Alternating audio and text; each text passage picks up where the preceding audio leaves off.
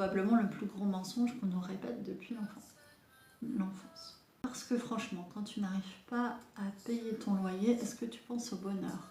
Quand tu refuses des opportunités par peur de manquer, est-ce que tu respires la sérénité? Alors, si l'argent ne garantit pas le bonheur, il offre néanmoins quelque chose de précieux, la liberté de choisir.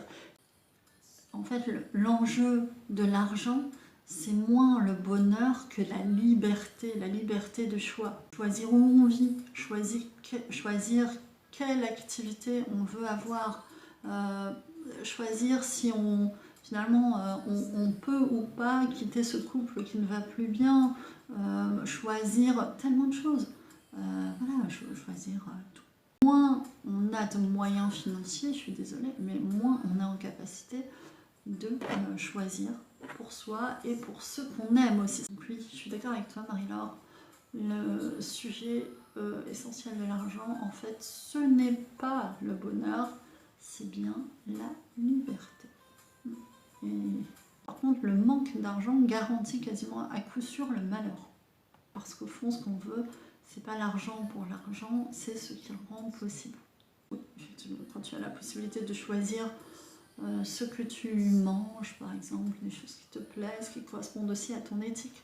Parce qu'il y a un truc un peu tragique aussi quand on manque d'argent, et je vois ça aussi chez des gens qui font des choix de carrière très éthiques, qui quelque part les enferment dans la pauvreté, et qui du coup se retrouvent à acheter des produits qui ne sont pas du tout alignés en fait avec leurs valeurs. Et ces gens qui ont fait donc des choix initiaux pour des histoires de valeurs, se retrouvent par nécessité à faire des choix qui sont en contradiction totale avec les mêmes valeurs qui les ont motivés au départ. C'est ces gens effectivement qui travaillent dans le social, qui sont payés SMIC ou pas loin, qui veulent finalement aider et presque sauver le monde, et puis qui finalement se retrouvent au supermarché à devoir acheter les pires trucs parce qu'ils ne sont pas un rond en fait, et que nourrir une famille avec un SMIC ou proche, plus la loger et tout, aujourd'hui c'est très compliqué. Et donc qui se retrouvent à consommer de manière totalement non éthique, alors qu'ils voulaient, entre guillemets, rendre le monde meilleur, et puis donc ils sont pris comme ça dans des boucles finalement de paradoxe et de culpabilité. L'argent, en avoir, être à l'aise avec ça, permet aussi en fait, contrairement à ce qu'on peut s'imaginer, d'être un peu plus aligné aussi avec ses valeurs, en tout cas un minimum.